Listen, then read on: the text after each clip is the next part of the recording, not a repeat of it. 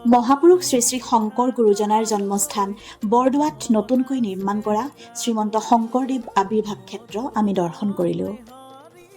সাংস্কৃতিক, আধ্যাত্মিক আৰু ঐতিহ্যমণ্ডিত কেন্দ্ৰ হিচাপে সংৰক্ষিত কৰাৰ চেষ্টাৰে নৱনিৰ্মিত এই আৱিৰ্ভাৱ ক্ষেত্ৰৰ নিৰ্মাণ সঁচাই শলাগিবলগীয়া।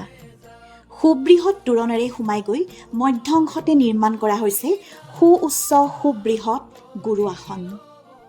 তাৰ পৰা অলপ আগুৱাই গৈ সোঁফালে নিৰ্মাণ কৰা হৈছে গুৰুবাদ্যৰ আৰ্হিৰে এটা বিশাল গৱেষণা কেন্দ্ৰ।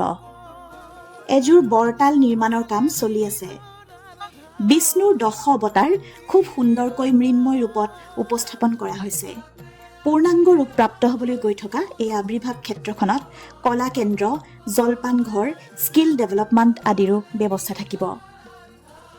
বৰদোৱাৰ মূল কীৰ্তন ঘৰৰ নাতিদূৰতে নিৰ্মাণ কৰা এই ক্ষেত্ৰখন অপৰাহ্ন বেলিকা দৰ্শন কৰি আমি যি মানসিক আত্মিক তৃপ্তি লাভ কৰিলোঁ, তাৰেই কিছু দৃশ্যাংশ সকলোৰে মাজত ভগাই ল'লোঁ।